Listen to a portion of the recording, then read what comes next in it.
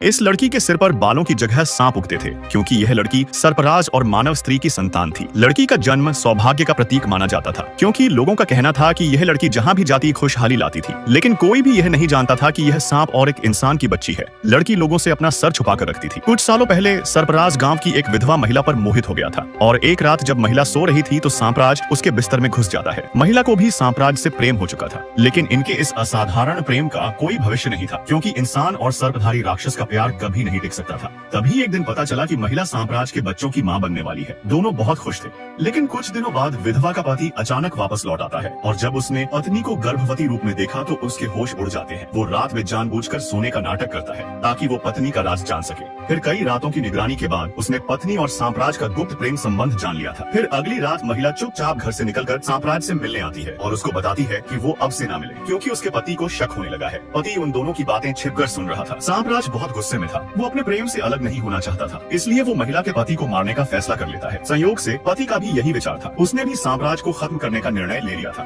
वो एक लंबा तेजधार हथियार लेकर सांपराज के बिल के पास जाता है और उसको ललकार कर बाहर बुला रहा था। सांपराज सूरज की रोशनी से डरता था, इसलिए आदमी कितना भी चिल्लाता वो बाहर नहीं आ रहा था। लेकिन जब आदमी ने झूठ बोला कि उसने अपनी पत्नी को मार डाला है, यह सुनते ही सांपराज बिल से बाहर निकल आता है। तभी आदमी ने मौका देकर हथियार से सांपराज को ऊपर पहुंचा दिया था। फिर वो सांपराज की खाल उतारता है और उसका सूप बनाकर पत्नी को पिला देता है। पत्नी को अंदाजा भी नहीं था कि वो सांपराज का सूप पी रही थी। लेकिन पति यहाँ पर ही नहीं रुकता। वो अपनी पत्नी को बहलाकर पहाड़ों में ले आता है। पत्नी अनजान थी कि वो मौत की ओर जा रही है, लेकिन पति के इरादे पता चलते ही वो भागने लगती है, पर गर्भवती होने के कारण ज्यादा दूर तक भाग नहीं पाती। पत्नी अपने पति से दया की भीख मांग रही थी, लेकिन आदमी पत्नी की बेवफाई से बहुत गुस्सा था। वो हथियार से उसका पेट चीर देता है और एक भयानक मंजर को देखकर डर जाता है। पत्नी का पेट सैकड़ों सांपों से भरा हुआ था जो सांपराज की संतानें थी, जिससे पागल होकर पति उन सारे सांपों के बच्चों को निपटा देता है। तभी एक छोटा सांप बचकर भाग रहा था और जब आदमी उसको मारने जाता है तो पैर फिसलने से पेड़ की एक डाल उसके शरीर में घुस जाती है, जिससे उसकी मौत हो चुकी थी। अपने माँ बाप को मरा हुआ देख उसकी बेटी डर जाती है और पीछे हटते समय शाखा से टकराने पर वो भी मारी जाती है। पूरा परिवार लालच और हिंसा से खत्म हो चुका था।